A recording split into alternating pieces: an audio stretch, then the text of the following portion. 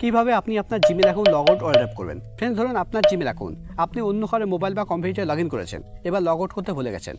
এবার আপনি যার মোবাইল বা কম্পিউটার আপনার জিমেল অ্যাকাউন্ট লগ ইন করেছেন তার কাছে না গিয়ে কীভাবে তার মোবাইল বা কম্পিউটার থেকে আপনার জিমেল অ্যাকাউন্ট লগ আউট করবেন।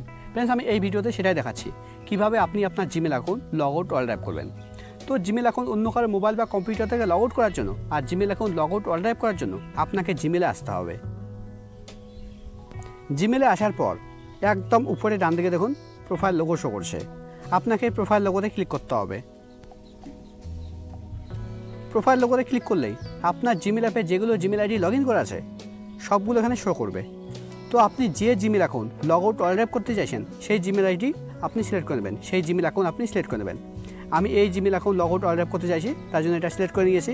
এবার এই জিমেল অ্যাকাউন্টের ম্যানেজ ইওর গুগল অ্যাকাউন্টের উপরে ক্লিক করতে হবে। ম্যানেজ ইওর গুগল অ্যাকাউন্টের উপরে ক্লিক করলেই আপনার সামনে ঠিক এরকম পেজ ওপেন হবে। এখানে একদম উপরের দিকে দেখুন এখানে আমার জিমেল আইডির নাম শো করছে, নামের নিচে দেখুন এখানে আমার জিমেল আইডি শো করছে। জিমেল আইডির নিচে দেখুন এখানে একটা অপশন, নতুন একটা অপশন অ্যাড হয়েছে, পেমেন্ট অ্যান্ড সাবস্ক্রিপশন। তো এখানে আপনাকে একটু স্ক্রল করে নিচে আসতে হবে। এখানে দেখুন একটা অপশন আছে সিকিউরিটি অ্যান্ড সাইন ইন। এবার আপনাকে সিকিউরিটি অ্যান্ড সাইন ইনের উপরে ক্লিক করতে হবে।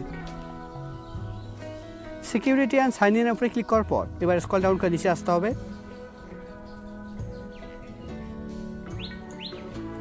নিচের দিকে দেখুন একটা অপশন আছে ম্যানেজ অল ডিভাইস। এবার আপনাকে ম্যানেজ অল ডিভাইসের উপরে ক্লিক করতে হবে।